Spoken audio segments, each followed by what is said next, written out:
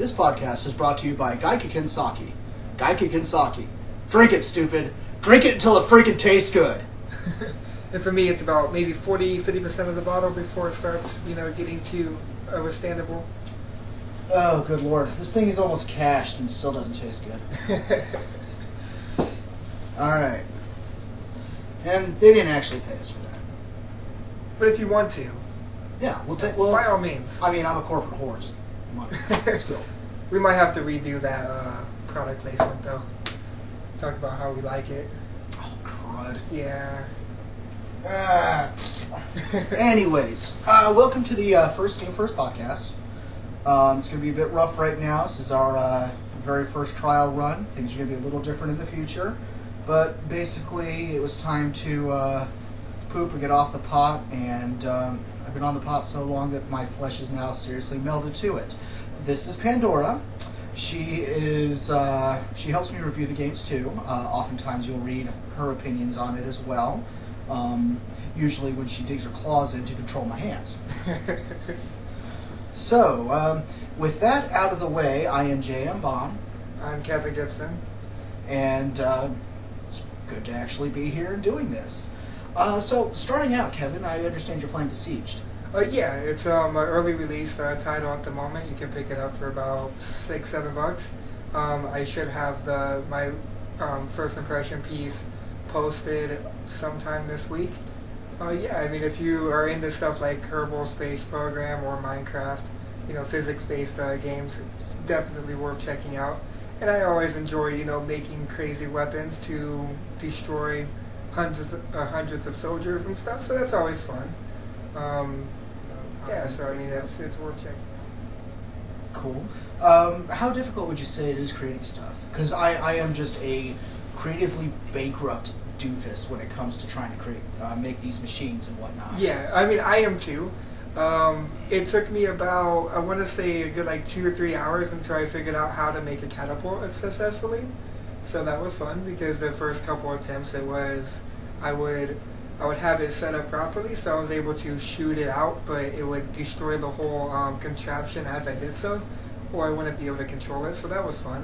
But yeah, it's really simple to build things. It's just a matter of learning what everything does. So don't feel bad, though. I mean, how long did it take humanity to figure out how to build a catapult in the first place? Good point, yeah.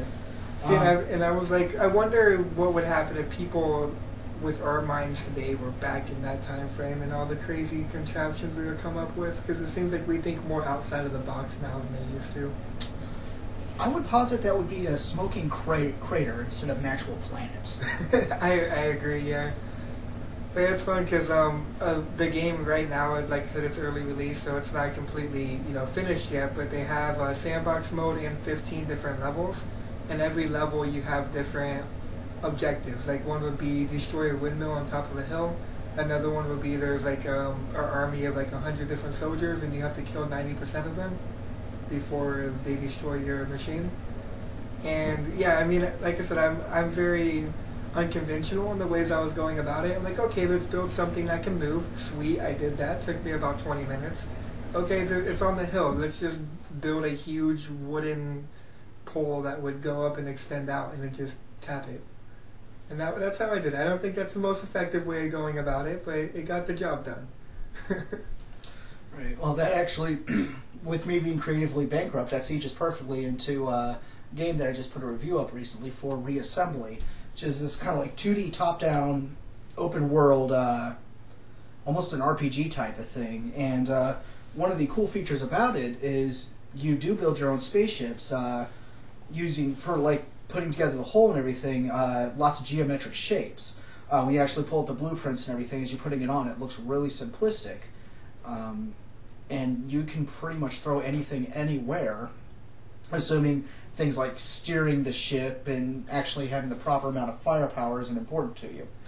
And whatever you put together, when you exit, it actually looks like a correctly formed spaceship. Okay. What comes off as simplistic in the blueprints actually kind of looks cool, usually, in the spaceship. It also has a feature kind of like Spore, where okay. what you end up creating might end up in somebody else's game. Oh, nice. I have yet to come across any dong ships, which is surprising. I think I have come across some pubic hair monsters, but I could just be assigning something nasty to what Yeah, might already I was gonna say, exist. whenever you have some kind of game that allows creative, insight, you're always gonna find those perverted. Yeah. Oh, just look at the caveman drawings. Yeah, exactly. Like for Besieged, yeah, there was one person who made a walking wooden dude, and yeah, it's his part would extend out, and it had a grabby thing at the end of it. So Well, why not? Yeah, why not? So it was able to grab grab people, and then retract back in and kill the thing that it was, that it picked up. The bad thing is its part would be destroyed in the process. But So this dude watched a lot of anime. yeah, the weird part of anime. Just like I the thought weird that was like section of 70% of it, or at least of the profitable stuff. Yeah, good point. Okay, and I'm also working on a review. Okay, game makers, if you happen to stumble across this, I need you to become more creative with your game titles. The thing I'm working on reviewing right now is Legend of Steel Tactics RPG. Good God, I'm not even sure I remember it right. I've already put a good amount of time into this thing, and I still can't remember the bloody name. I'm not even going to tell you anything about it now because I'm still working out the opinions and everything of what I want to say about it, but I'm just going to leave that for you there. Something. See, but you can't really get mad at people when it comes to naming things when we have the leading people in this industry, Nintendo, naming the new system the new 3DS. I mean, come on. Yeah, I mean, I don't think people really care too much about the name of their systems or games anymore. That's a reasonable point there, but at least you know the name new 3DS. Good point. I'm still not 100% certain that I'm telling you the correct name of the game. Look for it on Steam1st, though. We'll have the review. Good God. Anyhow.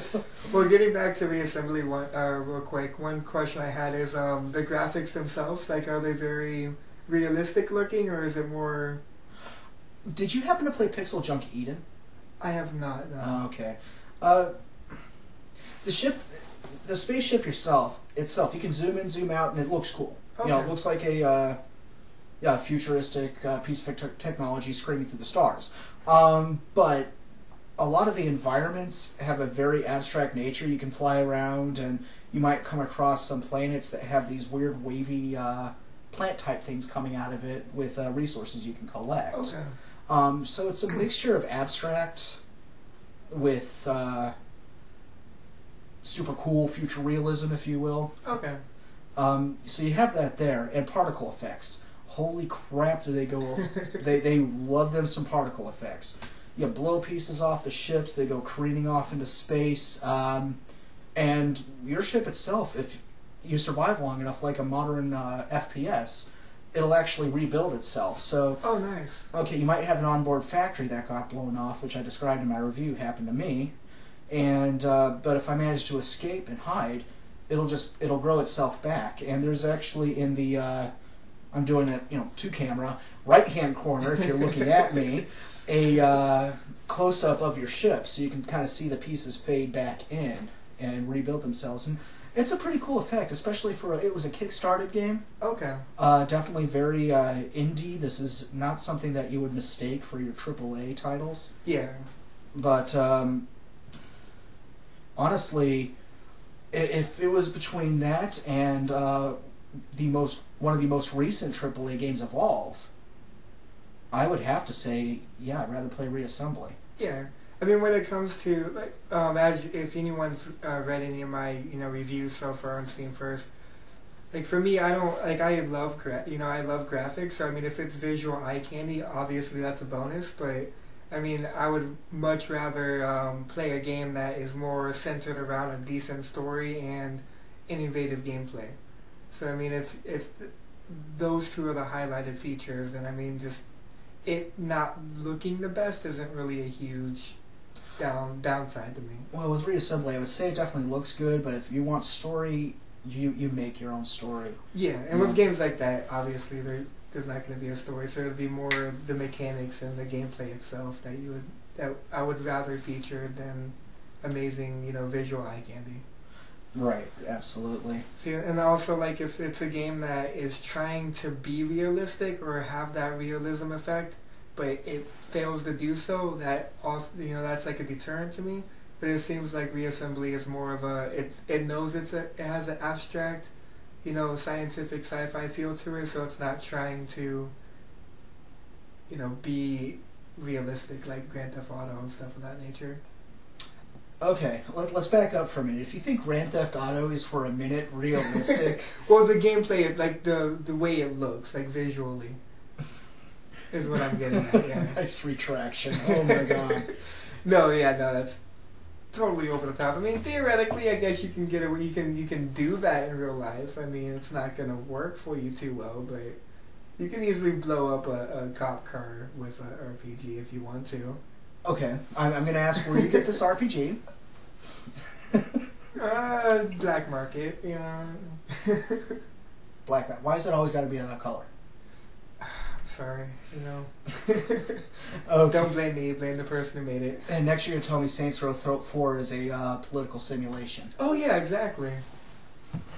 I mean, if we did exactly what they did in Saints Row 4, I think this would be a better place. It wouldn't be a place. It got blown. The planet got destroyed. Exactly. We can start over from scratch. Our word for the day is misanthropy. There you go. Blowing up the Earth, world would be a better place. All right. So we got the Siege covered. We got reassembly covered. I wanted to touch briefly on, though I'm going to admit to you guys straight out, I have not played it, Evolve. But I can tell you the primary reason I haven't played it, well, gosh, I can't even say primary. There's two main reasons I haven't played it.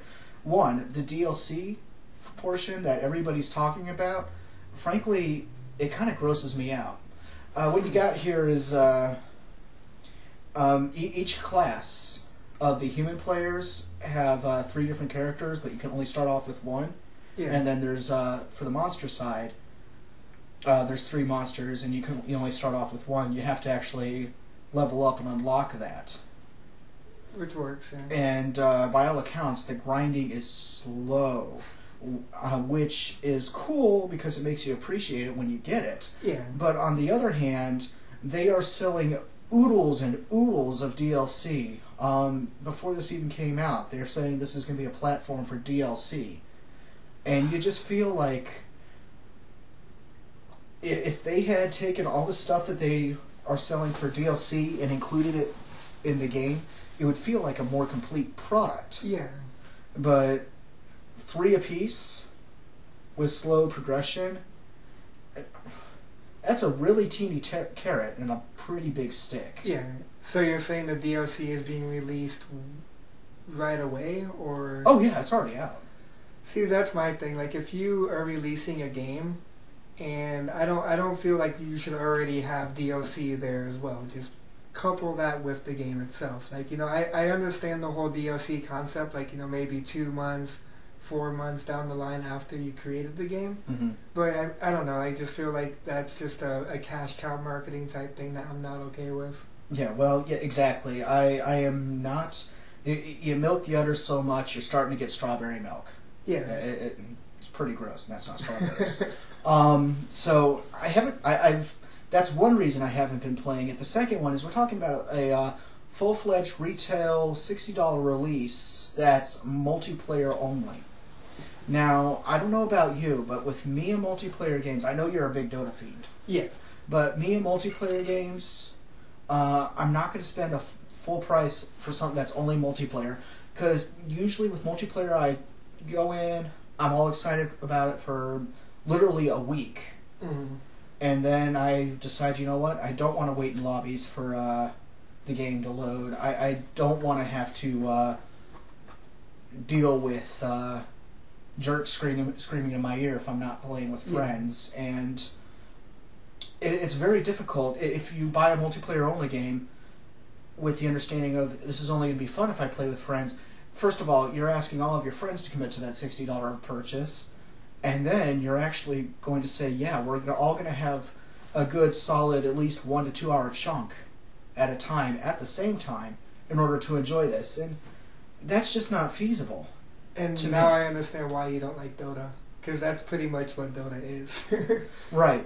I can excuse Dota, though, because, yes, it's a multiplayer-only game. It's best played with friends. What's the barrier to entry, though? What do you mean? Oh, what's the price to play? Oh, it's free to play. Right. And it's not a pay-to-play game, which is... All DLC to me is just another version of pay-to-play. Yeah. Especially with the multiplayer aspects. But yeah, I mean, Dota, the only charges you have is all cosmetic things. So even if you put $300 into the game, it's all skill-based. Yeah. Exactly. So, I'm willing to take the plunge on something like that, download it for free, and you know what, if I have a lot of time, a lot of fun with a game like that, and I can, it's easier to ask a friend, hey, you know what, I really want to go play some multiplayer here, why don't you go ahead and download it, it's free. Yeah. And we'll jump in. And something like that, I'm also more willing to go ahead and say, you know what, I really like this, you didn't even charge me to play it, have some money. Yeah, exactly. I want a pointy hat. But the one thing with that is, like you were saying, that you don't like the fact that it's only multiplayer, but if you look at something like Call of Duty, where they do have a single-player type campaign, most of the time, or like Halo, most of the time they're not that great. I mean, Halo, the campaign's decent, but with Call of Duty, you buy it for the multiplayer. The single player is just kind of an added on. Okay, see, you best back off saying Halo. Okay, first, Halo's not that great for single player. Rest of the Halo's great freaking single players. Oh yeah. Shut up. Just shut up. Hey, I didn't mind the single player, but I still bought it for the multiplayer aspect. Right. I mean, at least they tried it, their story though. Yeah. Like they had a decent, single player campaign. They put some effort into it. Call of Duty, it just looked like they just pieced it together just to have it in there. See, and I've enjoyed a lot of the Call of Duty campaigns. I'm not going to say I've enjoyed them all, but they've been great. Good fun popcorn shooters, and I actually enjoy challenging for myself, trying to go through on a hardened and veteran. Actually, okay. I'm at the point now where I my first run through is on hardened. Yeah. And then I like going through on veteran and just screaming obscenities at the TV. I just don't know too many people that buy games like Halo and Call of Duty just for the single player. It's going to be for the multiplayer. For the value proposition, yeah. That's usually a wait a couple years type purchase. So the way I see it evolve, they're just like, okay, we can make a single player version of the game, but people are going to be buying this for the multiplayer anyway, so we might as well put more of our time and effort into just making it multiplayer. But then... And just take away the single player aspect. Okay. Well, let me back off real quick. It does have a single player aspect where the other characters are bots. Okay. Which is Dota 2 does the same thing. By all accounts, the bots suck and aren't really worth the time. Also, like Dota 2. Fair enough. So there is a single player aspect, but it doesn't work. Okay. So then you have the time commitment and all that stuff that I described, but then you run back and couple that in again with the slow progression and the fact that if you want a little bit of variety just up front at the beginning, you have to buy the DLC. Yeah, you have to buy the DLC. Yeah, see, otherwise, you better get used to those characters you got. Yeah, see, I mean, for me, I would be okay with Evolved if it was either A, you just buy it all up front, including the DLC, and then maybe a year down the line, they add DLC. That's acceptable. In my eyes, or like do it the way League of Legends does it. It's released free to play, and they have basic content that you can utilize without buying anything. But everything else you have to buy through DLC or pay to play type stuff. Yeah. So it would be like if League of Legends is kind of different since there's hundreds of different characters to choose from, but the way they do it is you can buy a pack of 5 heroes for this amount of price. and then every month they have like 5 or 10 free heroes that you can play as. Mm-hmm. So something like that, like, you know, where you have basic stuff that you can get, but if they're wanting to go the DLC route, I don't feel it. You know, I don't feel it justified to have to spend $60 and then another $200 in the course of a couple years for all the DLC. Right. So, and my final worry, and again, this is not me. This is me not having played it, but all accounts I'm hearing is the actual multiplayer itself doesn't have a lot of legs. There are a few modes, but basically it changes to what you're protecting and how many of what you're trying to protect.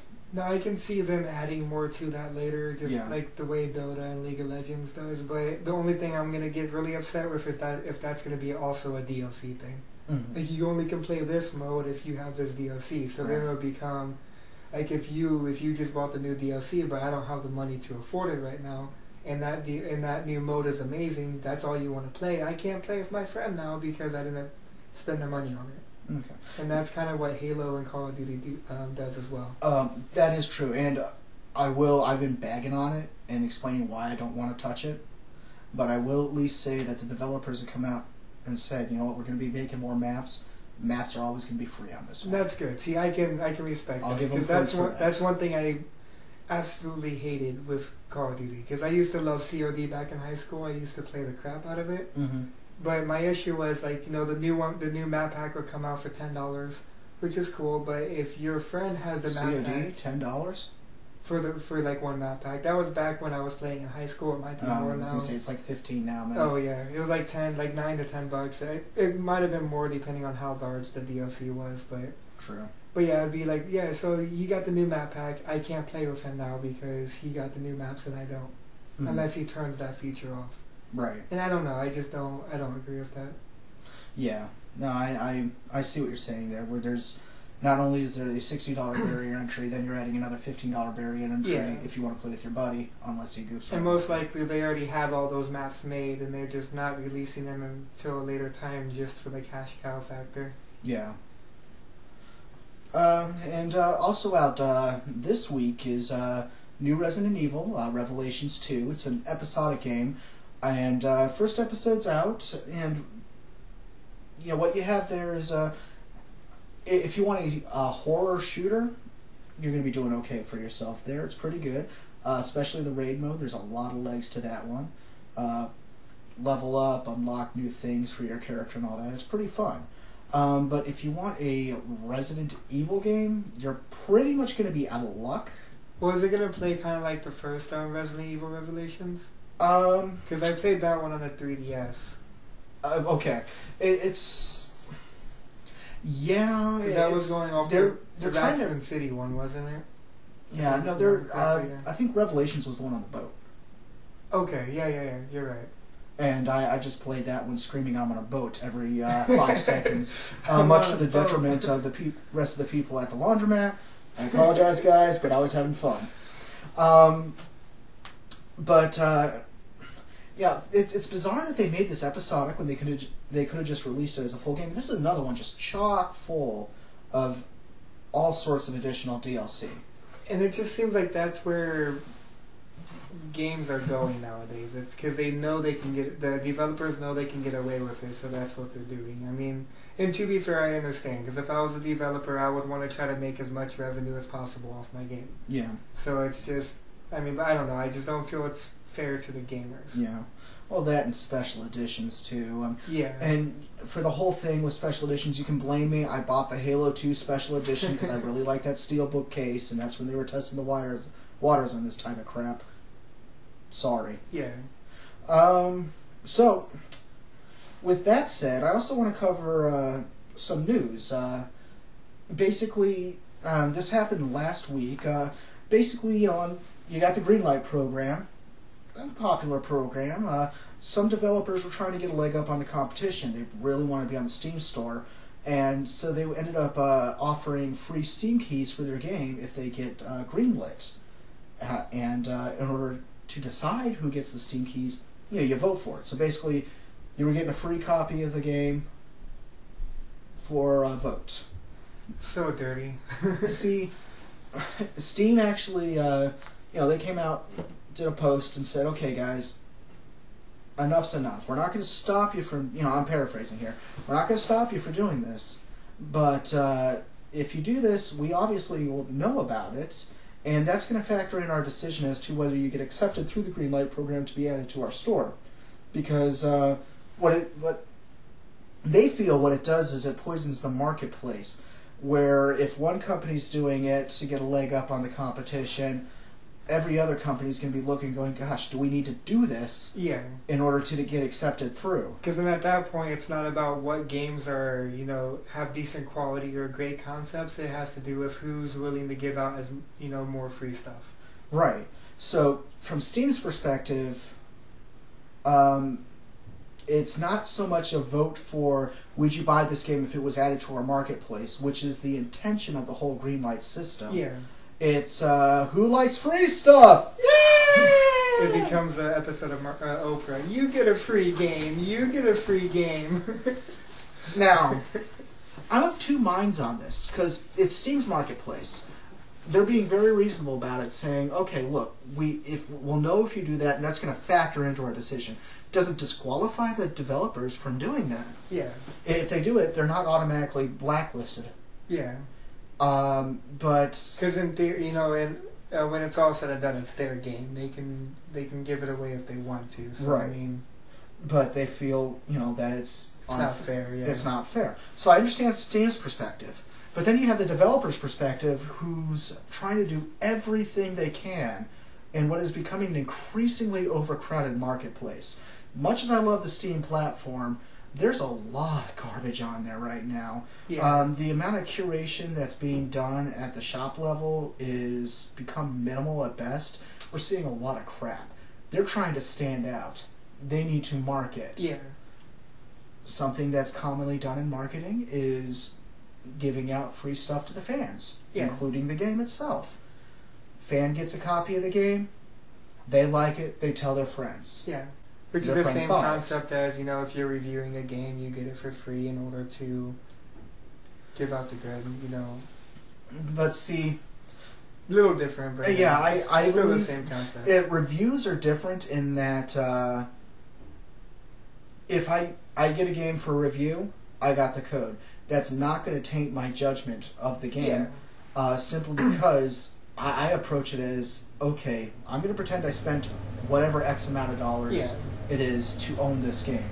How would I feel about that? Well, what I was getting at, because you were saying it's a commonly used tactic to give away stuff for free, because if it wasn't that way, like if you were a game reviewer and you were doing that for a living, you would have to pay the $60 to get the game, as well as doing that. So now there won't be as many reviews out there for a specific game. True, but let me approach this from a different angle, because what I'm saying, it is marketing.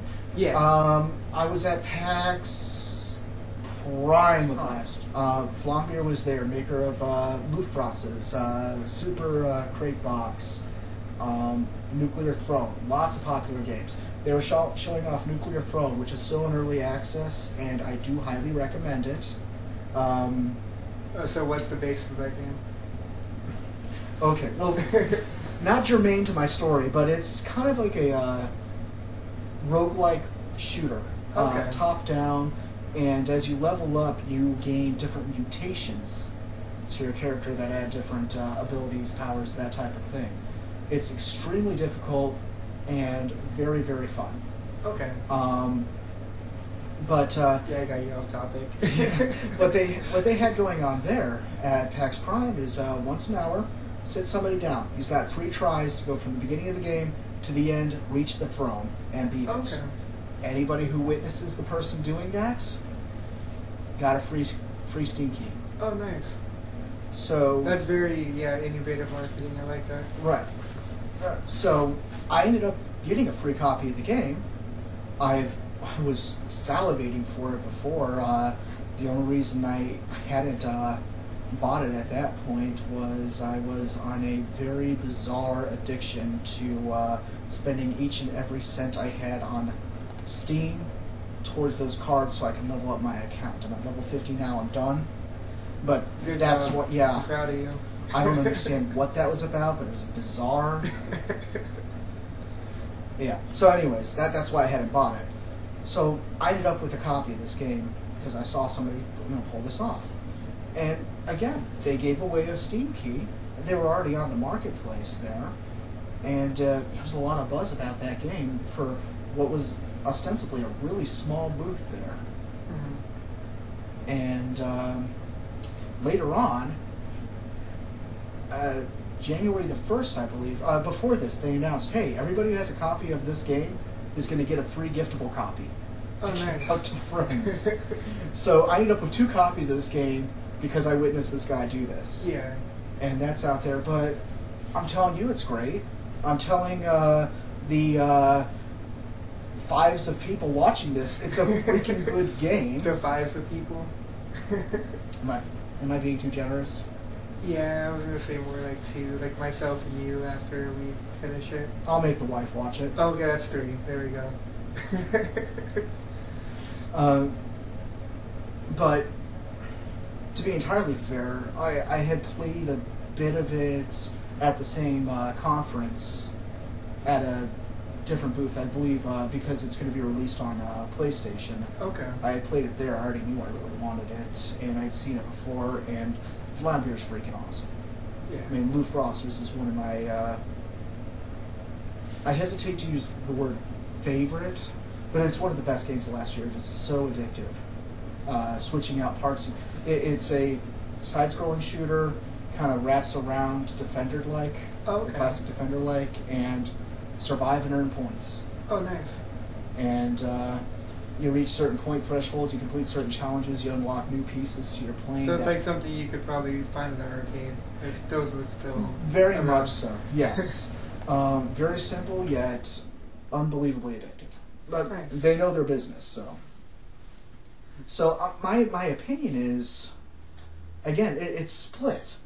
Because I think developers need to do whatever they can to get a leg up and get their name known and get people interested in their game. If that means giving out some keys so they can get votes, so they can get on the most popular PC marketplace, that is entirely reasonable.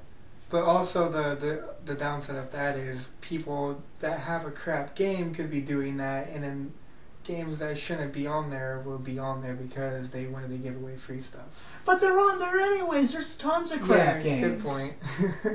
I defy you to look at the new release list. You go through there, and if you're lucky, per every 30 games, you might find one that's actually halfway decent. There's so much garbage on the Steam marketplace. Yeah. That's an entirely different discussion, but I wish there was a little bit more strict curation.